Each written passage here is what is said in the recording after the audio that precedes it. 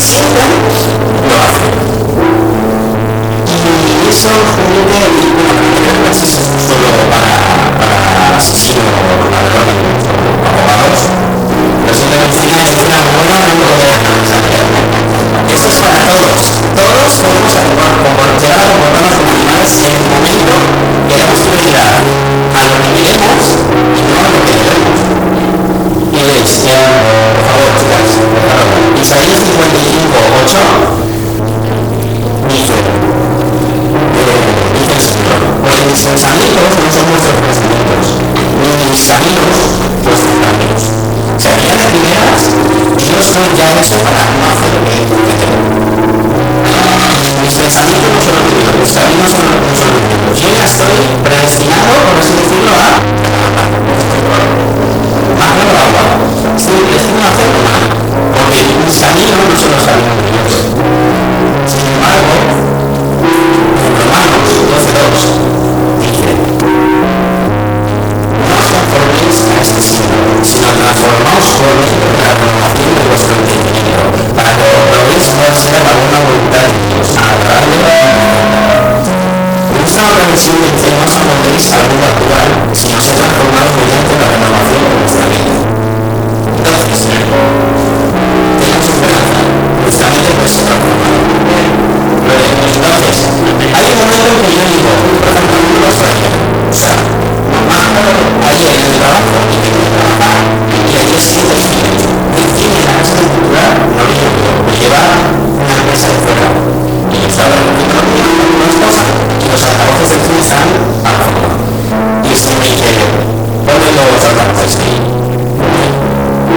Y yo pensé, pues no es mi trabajo, o sea, son las 9 de la mañana, yo solo puedo hablar aquí, yo bastante tiempo cuando me compro el mío.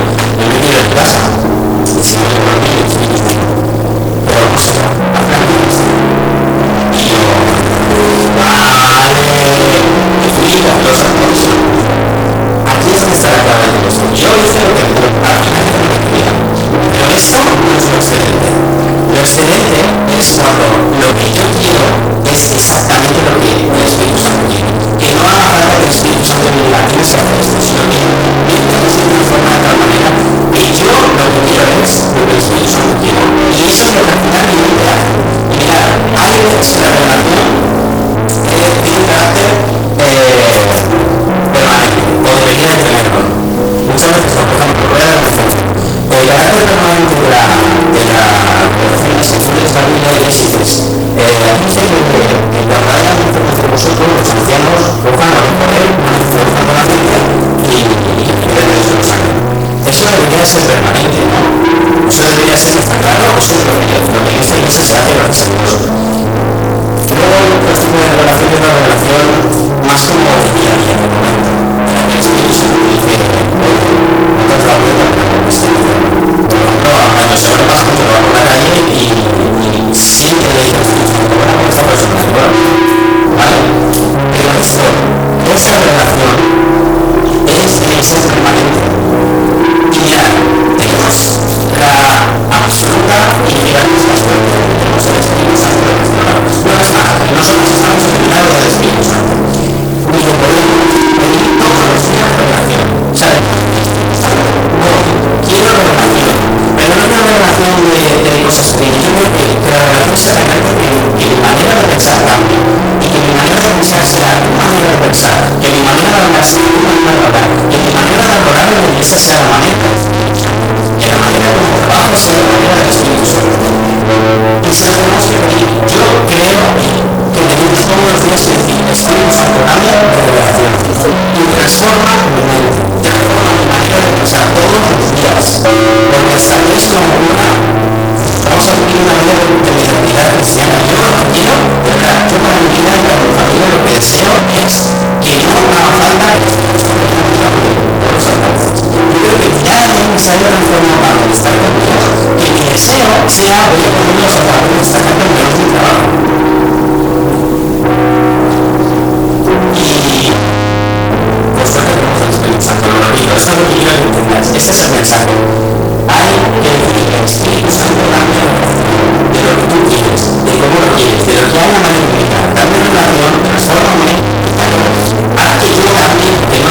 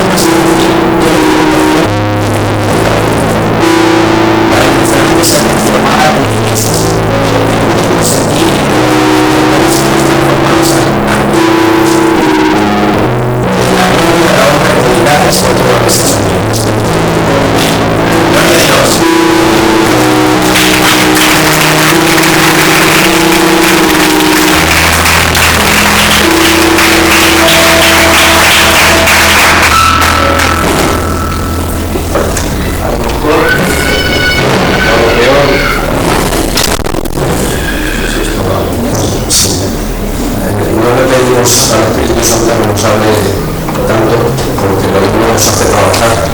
Ni más, ¿no?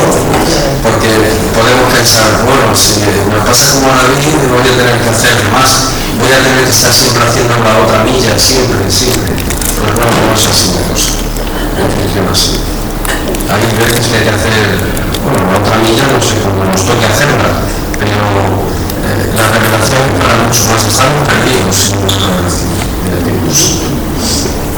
Por eso Pablo oraba para que venga espíritu de sabiduría y de revelación sobre nosotros.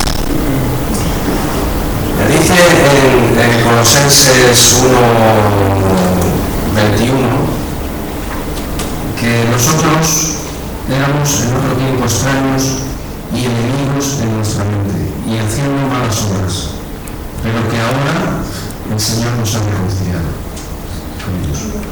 El mundo sin excepción eran humanos y haciendo malas obras. Todo el mundo. De ahí no se escapa nadie. Pero la voluntad de Dios es que estemos reconciliados con Él. Y el otro día, lo que voy a compartir es algo, le he titulado el fruto de la obediencia. Porque creo que nosotros tenemos prejuicios muchas veces con las personas según el contexto del que vienen.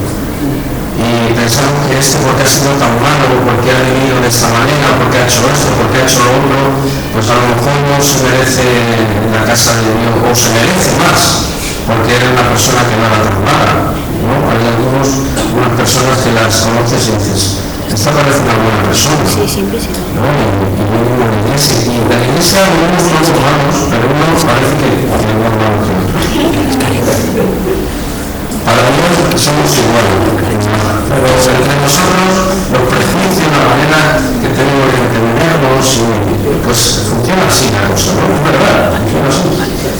Y creo que me está hablando el Señor de varios personajes de la Biblia para que pudiéramos quitarnos los prejuicios. Y yo he buscado de los que me habló el Señor he elegido cuatro, para hablar solo un poco de cada uno de ellos, para que podamos ver que al Señor le llegó el trasfondo de la cultura de que tenemos. Solo le importa una cosa, que es la obediencia, y el fruto que da la obediencia a lo que Dios dice. Entonces vamos a hablar de cuatro personajes, un poquito solo, porque ya los conocemos bien, pero solo mencionados. El primero es Abraham. Abraham, la historia empieza en Génesis 12, dice que su padre Taré salió de la tierra del Midian, que era uno de los caldeos, pues la zona de los caldeos era pues seguramente el foco principal en el mundo de la idolatría, en el esoterismo, en el definitivo. Seguramente todo lo de Babilonia salía de ahí. Y Abraham, el padre de Abraham, salió con toda su familia y se fue de allí. Dice que se quedaron en Harán. Y creo que no tengo algo así. El caso es que Dios le dice a Abraham en Génesis 12, le dice, sal de tu tierra, de tu parentela, de la casa de la casa de tu padre, y vete a la tierra que yo te doy, a la tierra que yo te diré. Y Abraham, viniendo de la cultura peor que se podía venir, una cultura idolátrica, dice incluso la tradición, dice que la familia de Abraham eran constructores de ídolos, fabricaban ídolos, dice. No sé si es verdad o no, pero eso dice. O sea, pero que venía de una cultura idolátrica, pero él escuchó la voz de Dios y obedeció. O sea, que el trasfondo en el que venía Abraham era muy bueno. Seguramente no lo hubiéramos elegido nosotros para ser lo que luego fue, el padre de la fe. Hubiéramos buscado en otros sitios más creyentes, no sé. No sé qué sitios de la época, pero a lo mejor alguien más que conociera a Noé, que hubiera salido algo de Noé, del arca, yo qué sé, pero buscarte en uno de los caldeos a alguien, pero Dios lo buscó y llamó. Y hizo la diferencia con Abraham es que él obedeció a Dios. Él salió, cuando su padre se murió, él cogió y se fue y le estaba diciendo: sal de tu tierra, con lo que eso significaba: sal de tus costumbres, sal de tu casa y de la casa de tu padre, deja a tu parentela y a la casa de tu padre. Le estaba pidiendo a Dios que dejara todo. ¿Creéis que es algo que Dios nos pide a nosotros también, a todos los creyentes, cuando nos quiere reconciliar con Él? Que dejemos la tierra. A lo mejor no te tienes que ir de campe, no te tienes que ir de campe, no quieres ser un pero sí que vas a tener que dejar las costumbres de campe, las que sean. ¿Qué costumbres tiene campe? Los moros cristianos. Los moros cristianos, las más conocidas, hay otras, pero tienes que dejarlas. Dice: la casa de tu padre. Pues lo que has aprendido en casa de tus padres. En casa de tus padres habrás aprendido cosas buenas, puede ser, pero hay que dejarlas, porque lo bueno delante de Dios no es nada. Decía Pablo que todo lo que he aprendido hasta ahora es basura ante el conocimiento de Jesús. Todo es basura, incluso la casa de lo que has aprendido en la casa de tu padre y de tu parentela. Mira, la parentela, ¿quién es la parentela? Parece una enfermedad, no es una enfermedad. Yo con la parentela, no han salido granos. ¿Quién es la parentela? Parientes. La familia, dice, hay que dejar la familia. No quiere decir que te olvides de ellos, pero quiere decir que hay un punto de separación. Cuando te reconcilias con Dios y tú lo obedeces, hay una separación. Y estas tres cosas nos cuesta dejarlas. Las tres cosas: la cultura, lo que hemos aprendido en la casa del Padre, lo que desde niños que parece que es la verdad, nos cuesta, y la parentela, las cosas familiares. Nos cuesta. Y mira, el otro día leí no sé, creo que un protestante gitano, dos familias gitanas de pastores, ¿por qué no lo digo? Unos animales. Los pastores se han tenido que ir de Galicia. Que se han tenido que ir de Galicia y se han ido 200 personas por un problema de la cultura gitana. Y han tenido que irse porque al final no terminas de salir de la cultura. Y Dios dice: sal de tu cultura. Da lo mismo que sea la gitana o la sueca o la española, da lo mismo. O la alemana que salí también. Y la inglesa. Aleluya. Estamos llamados a ser partícipes de otro reino y de otra cultura. Y Abraham salió y empezó a obedecer a medias, porque se fue, obedeció, salió, se fue de su tierra, pero se llevó a Lot con él, que era la parentela. Entonces él empezó a obedecer a medias. Y nosotros también hay muchas veces que caminamos a medias. Sí, empezamos, pero la parentela es que lleva como un montón de la parentela y te la llevas a tu lado. Y Dios te está diciendo: no, ¿sabéis que Dios no le vuelve a hablar a Abraham hasta que se separa de Lot? En el momento que Lot dice: mira, estamos aquí, bueno, yo me quedo con esta tierra, y Abraham le dice: bueno, tú para un lado y yo para otro. En ese momento que se separa, Dios le vuelve a hablar a Abraham. Bueno, Dios no hasta ese momento. Yo creo que hay dos funciones. ¿Hace caso? Sí. ¿No hace caso? Yo te gusto. Cuando hagas caso, te lo voy a decir. No voy a estar, bueno, no me hace caso, tengo un plan B. No hay plan B. Hay un plan A. Por Dios siempre hay un plan A. El plan B lo ponemos nosotros. Y entonces él se espera. Y cuando se separan, es cuando Dios le vuelve a hablar otra vez. Entonces ahora empieza ya. Bueno, el caso es que él no obedeciendo con sus fallos, porque comete errores, pero los errores Dios los mira de otra manera. No nos mira como nosotros lo miramos. El caso es que si le obedeces a Dios, no importa el trasfondo de la inmadurez. No importa si tu familia, si tu cultura era idolátrica, era lo peor, no importa. Si le obedeces a Dios, hay fruto. Y Abraham se convirtió en el padre de la fe. Muy bueno, Dios. O sea, es el ejemplo. Si quieres hablar de alguien de fe, o sea, lo que porque Abraham llegó a creer que Dios, cuando le dio al corazón, dice, esto se lo cree de verdad. Abraham creyó que iba a matar a su hijo Isaías, lo iba a quemar, lo iba a convertir en cenizas y de ahí Dios no va a sacar vida. Creyó eso. Eso es lo que creyó. Lo creyó. Un contexto, otro contexto. La historia de Ruth. Ven y cuéntanos la historia. Es otra historia también apasionante para ver de dónde Dios puede sacar a alguien de su cultura. Ruth era una mujer moabita. Hoy Moab es Jordania. La tierra de Moab son las que ocupa hoy el país llamado Jordania. Y Moab salió del incesto de Lot con sus hijas. O sea, todo ese pueblo salió de lo peor que podía ocurrir. Una hija que emborracha a su padre para acostarse con él y se queda embarazada y ahí tienen hijos y uno de ellos es Moab. Entonces, imaginaros, ¿no? De dónde viene todos eran idólatras también. Y entonces la historia ocurre que una mujer que se llama Noemí, porque en Israel había hambre, deciden irse a Moab a trabajar. Y se va esta mujer con su marido y con sus 2 hijos. Allí los 2 hijos se casan con 2 chicas. Una es Ruth, que era moabita, no era judía, era moabita. Y la otra creo que se llamaba Orfa. ¿Vale? Orfa. Me dice Gerlinde que está versada en esto. Orfa.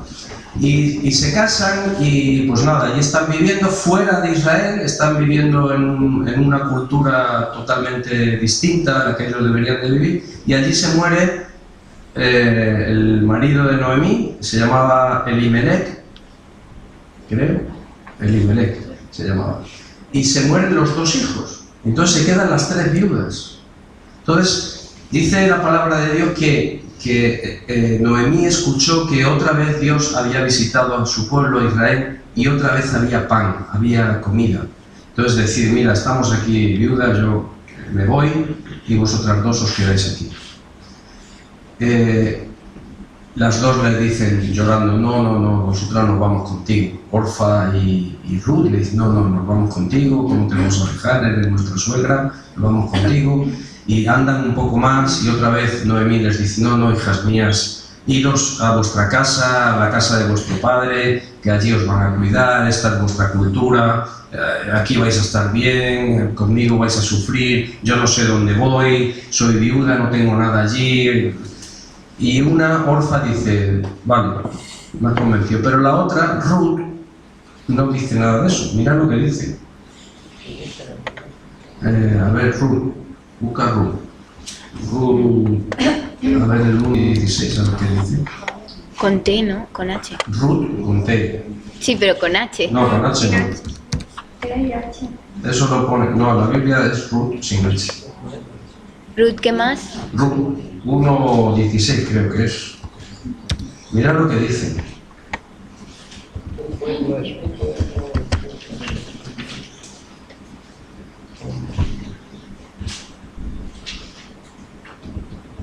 Mira, Ruth es una, no sé qué edad tendría, pero todo su trasfondo cultural era apartado de Dios totalmente. Pero totalmente. Sus costumbres, todo. Y se encuentra en esta situación y ella hace esta declaración. No me ruegues que te deje y me aparte de ti, porque a donde quiera que tú fueres, iré yo. Donde quiera que vivieres, viviré. Tu pueblo será mi pueblo y tu Dios mi Dios. Donde tú murieres, moriré yo, y allí seré sepultada. Así me haga Jehová, y aún mañana, que solo la muerte hará separación entre nosotras 2. ¡Wow! Dice el siguiente versículo. Y viendo Noemí, que estaba tan resuelta ir con ella, no dijo más. Mira, cuando esta mujer Ruth estaba diciendo esto, tu Dios será mi Dios, tu pueblo será mi pueblo, estaba diciendo algo, a lo mejor no sabía ni lo que estaba diciendo, pero era muy serio. Eso a los creyentes tendría que ocurrirnos también. Cuando nos encontramos con el Señor, lo que tenemos que decir es, tu Dios es mi Dios, tu pueblo es mi pueblo, donde tú vayas yo voy, donde tú te mueras yo me muero, no me suelto de ti, vamos, ni con agua caliente, ni la Guardia Civil me va a separar de ti. Eso es lo que los creyentes tendríamos que hacer, es lo que hizo esta mujer. Y la llamada de Dios a ella reaccionó de esa manera, y tampoco importó el trasfondo ni la cultura, no le importó, ella lo dejó todo por irse. ¿Sabéis quién es Ruth? La abuela Y David. del rey David. Y de ella vino el Mesías. Ella está en la línea del Mesías. Ruth, una moabita que no iba a servir para nada, de un pueblo idólatra, que venían del incesto. Yo no sé, los judíos me imagino que Israel miraría a los moabitas como casi lo peor. Vienen del incesto, de Lot, de esto, de todo lo que pasó. Lot, que se separó de Abraham, que se fue a vivir a Sodoma y Gomorra, que las hijas le hicieron, bueno, todo el desastre ese, ellos lo están viendo, y es como cuando dijeron, pero de Nazaret puede venir algo bueno. ¿De Moab podría venir algo bueno? Pues Dios la llama, y ella por su obediencia se convierte en uno de los antepasados, está en la línea del Mesías. Pero eso es increíble, y maravilloso, y admirable, cómo Dios nos puede llamar, y solo porque obedecemos, de pronto explota la situación, y cambia. Nuestros prejuicios podrían decir, uy, ¿sabéis de dónde viene? En la iglesia va a hacer poco. Para bien o para mal. Incluso los prejuicios para nosotros. Hay veces que pensamos, wow, si supieran las que yo he liado, las que yo he hecho, de dónde vengo, si supieran. Pero qué maldad. Si tú obedeces a Dios y Dios te cambia, Dios te reconcilia con Él a través de Jesús, qué maldad. Si pudo hacer eso con Abraham y pudo hacer eso con Ruth, Daniel, el siguiente personaje. Daniel era de los guays. Daniel vivía en Jerusalén. En un tiempo difícil porque Dios estaba juzgando a Israel en ese tiempo por sus pecados, y entonces el juicio conllevaba que cuando ellos se apartaban, la maldición venía sobre la nación, y entonces estaban en manos de los enemigos. Y fue el tiempo de Nabucodonosor, cuando invadió Jerusalén y se llevó pues todo lo que pilló por allí. Se llevó las cosas del templo, y entre ellos pidió que se llevaran a los jóvenes, a los más guapos y preparados, porque durante un tiempo los iban a enseñar, durante 3 años los iban a educar en su lengua, les iban a enseñar toda su cultura, toda su religión, cómo comían y todo eso, y a los mejores iban a entrar al servicio de Nabucodonosor. Entonces, a Daniel se lo llevan cautivo, lo sacan, dicen los que saben que tendría unos 15 años cuando se lo llevaron. ¿Cuántos años tenéis vosotros? 14. Pues más o menos de vuestra edad. Imaginaros que entran aquí ¿quién pueden entrar aquí? Los de Andorra, no. Los de Benissa. Los de Benissa. No, que entraran los del califato que está atacando ahora los países Irak y Siria, que entraran aquí, que llegaran hasta Marruecos y entraran aquí, conquistaran toda España y dijeran, vamos a llevarnos allí a nuestra ciudad, a Bagdad, a unos cuantos, y os eligen a vosotros, a los jóvenes. Se llevan a David. ¿Tú tienes cuántos? 14. 14 también, pues a David, a las chicas, y os arrancan de la familia, os llevan a un país que hablan un idioma. ¿Habéis oído hablar a los árabes? Sí. ¿A que entendéis algo? Sí, hombre, aparcar un coche es ata la jaca a la reja. Eso es aparcar. Pero imaginaros ¿no? Que os llevan, no entendéis nada del idioma, os meten en una cultura distinta, os van a enseñar a adorar a Alá y a vivir como ellos viven y a comer lo que ellos comen. Y a ti, a David, además te van a cortar tus atributos masculinos. ¿Sabes lo que es eso, no? No es el pelo, ¿Qué es lo que le hicieron a Daniel? Lo convirtieron en un eunuco. Y eso te hacen y estás en esa situación. ¿Daniel qué era? Pues un chico, por lo que se ve, instruido en la palabra de Dios, fiel y obediente. Y se encuentra con esa situación. O sea, su trasfondo era bueno, pero se encuentra en una situación dificilísima. Y se encuentra además con la disyuntiva de ¿qué voy a hacer? ¿Voy a obedecer a Dios o a los hombres? Pero él decide obedecer a Dios. Y le dice en Daniel 1:8.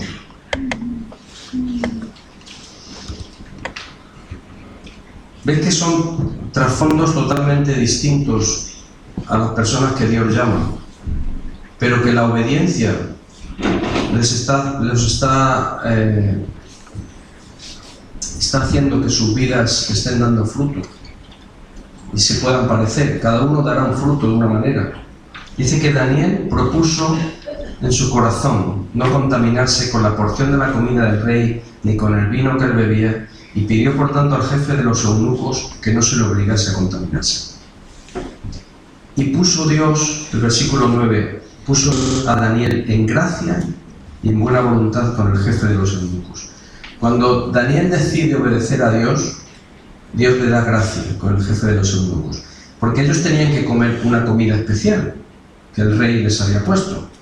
Y Daniel pensaba que esa comida, comer eso era contaminarse, no sé lo que les daría. Y pidió que les dieran de comer legumbres o verdura, Legumbres y agua. legumbres y agua. Nueces también. Bueno, no viene en la Biblia, pero seguro que... Alguna caída. Y entonces el otro le dijo, bueno, me estoy jugando la vida, pero durante 10 días vamos a hacer la prueba. Si en 10 días veo que estáis bien, que no... que estáis fuertes y lustrosos, seguiré con eso. Hizo la prueba y Dios les dio gracia y estaban mejor que los otros. Y Daniel, junto con sus amigos, que eran otros 3 más que estaban con él, tuvieron esa gracia y al final fueron elegidos como los mejores. La vida de Daniel no fue fácil tampoco, porque entró al servicio del rey, entró al servicio de Nabucodonosor, Dios le daba revelación. El fruto de la obediencia es que le dio una revelación espectacular a Daniel. ¿Leéis el libro de Daniel? El libro de Daniel todavía está hablando de nosotros, de estos tiempos.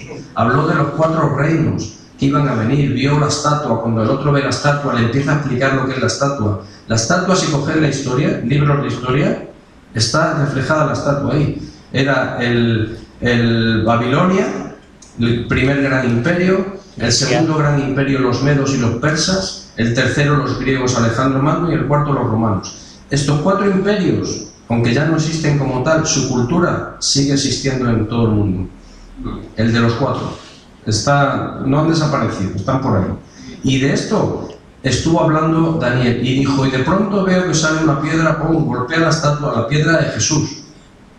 Y de pronto se empieza a romper toda la estatua y esta piedra va creciendo y está viendo al reino de Dios, está viendo la iglesia, está creciendo en medio de todo esto. Pero estos 4 reinos todavía están ahí, su influencia, la paz romana, los griegos, la cultura griega, el esoterismo y espiritismo de los babilonios y de los medos y los persas, todo eso está ahí. Eso no ha desaparecido. Pero la iglesia también, y el Señor también, y su espíritu también. Aquí estamos, en toda esa situación.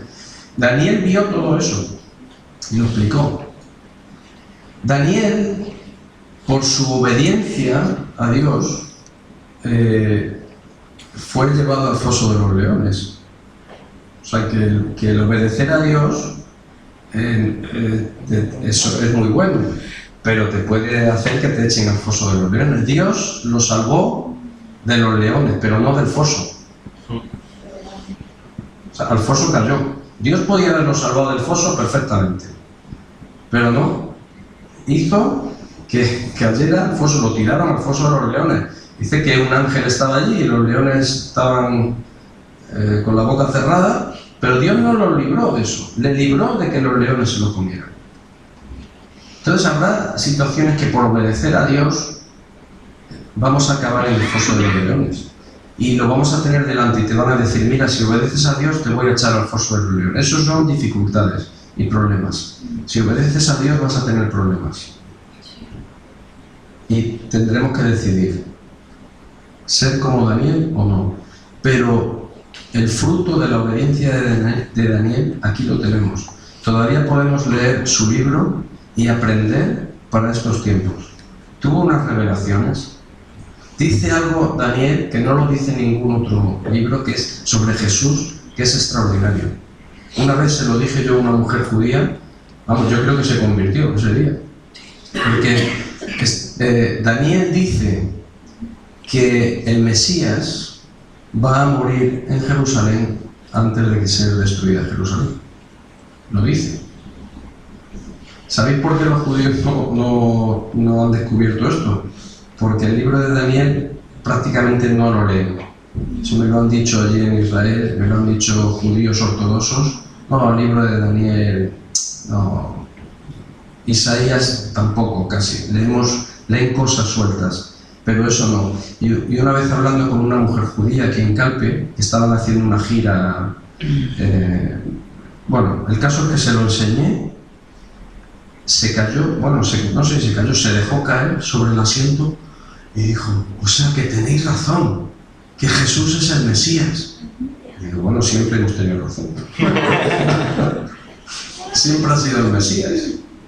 Se echó a llorar. Yo ya no sé qué pasaría con ella porque estaba de viaje y se iba en ese momento. Estaban haciendo una gira por Europa, con otros judíos. No sé qué pasa. Pero Daniel llegó a decir eso, que el Mesías moriría en Jerusalén antes de que fuera destruida. Y Jerusalén fue destruida en el año 70 por el general Tito. O sea que el Mesías iba a morir en Jerusalén antes del año 70. ¿Quién murió en Jerusalén antes del año 70? Que tanta gente dice que era el Mesías. Jesús. No hay otro. Es más, él lo dijo.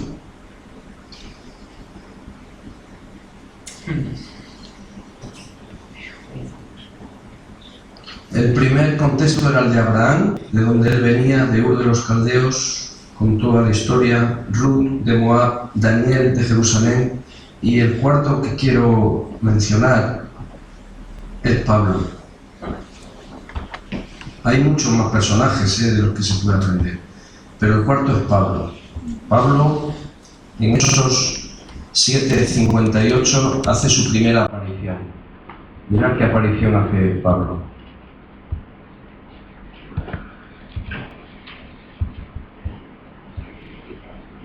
58. Sí.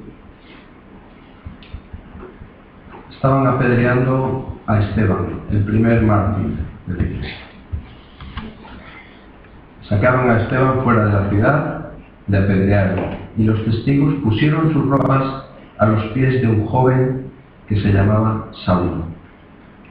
Dice la historia que cuando se ponían las ropas a los pies de alguien es porque él era el responsable, el instigador de lo que estaba pasando allí. Saulo estaba siendo el responsable de que apedrearan a Esteban.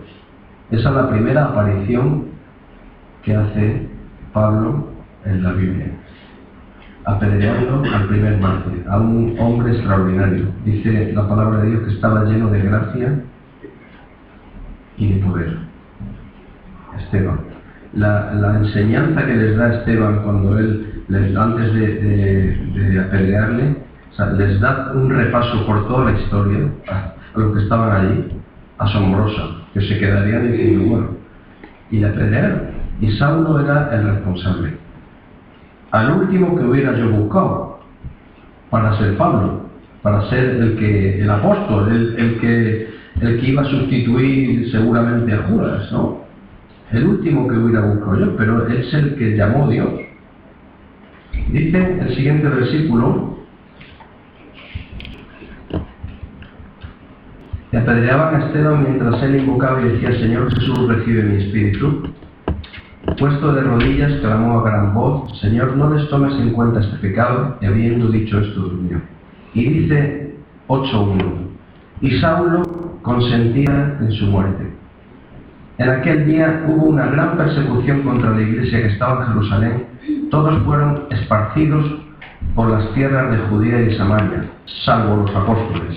O sea, imaginaos la que se lió. Miles de personas tuvieron que salir huyendo de Jerusalén por la persecución que se montó. Y miles, dice que salvo los apóstoles.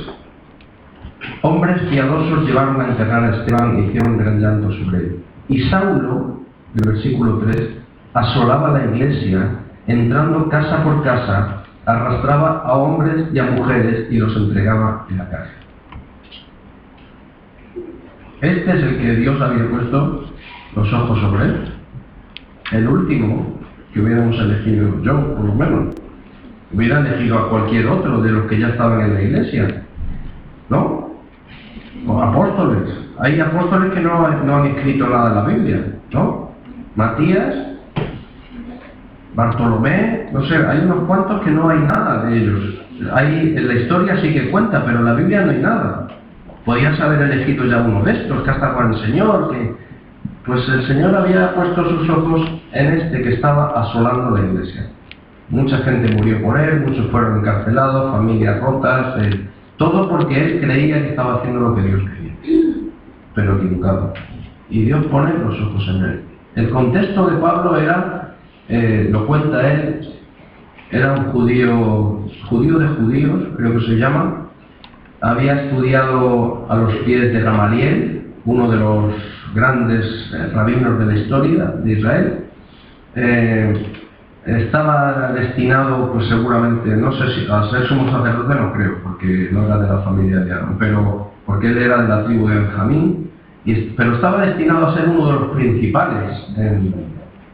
Era un erudito, o sea, su contexto de lo que él venía, de donde Dios le llamaba, era seguramente el mejor quitando a Daniel, que no lo sé, pero seguramente el mejor, el más preparado, el que conocía la palabra, el que leía la ley, era el que tenía todo.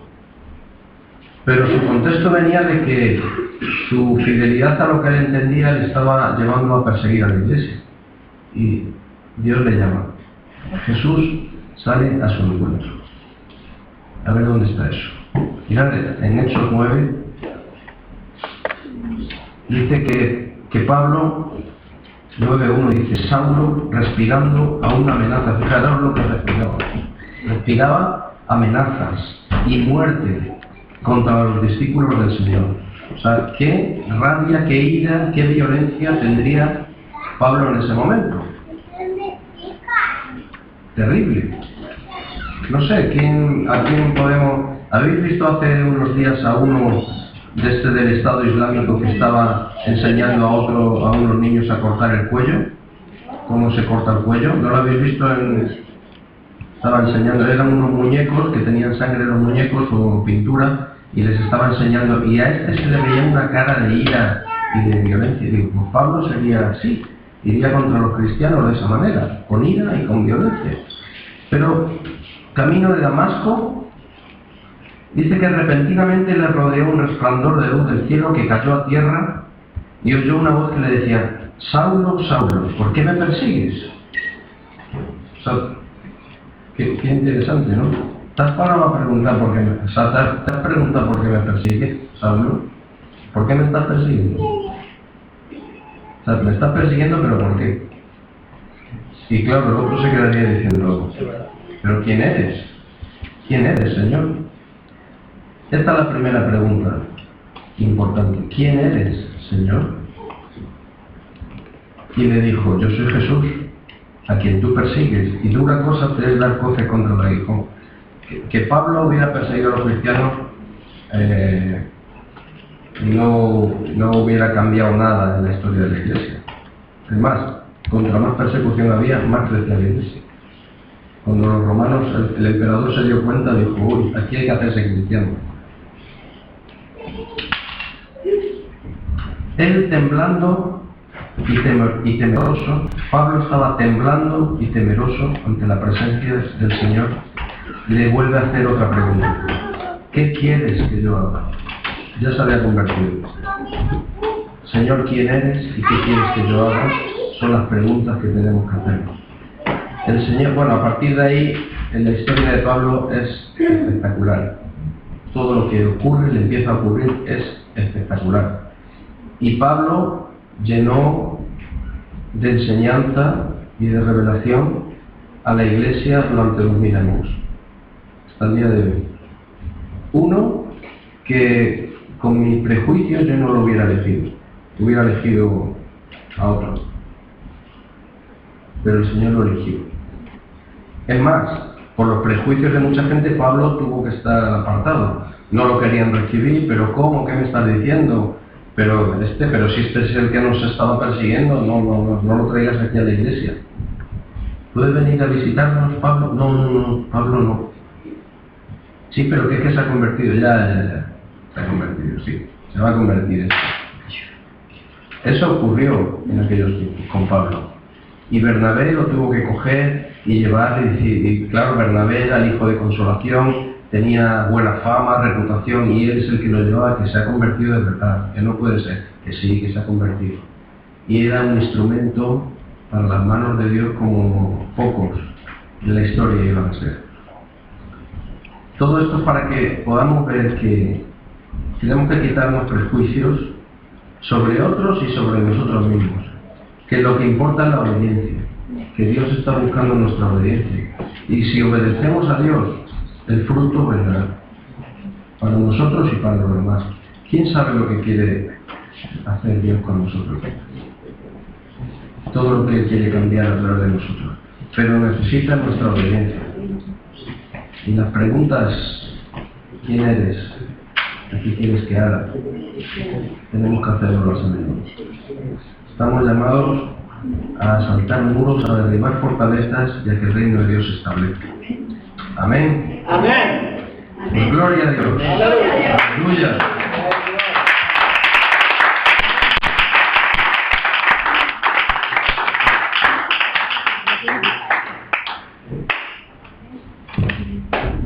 Bueno, hay que dar, no sé, anuncios.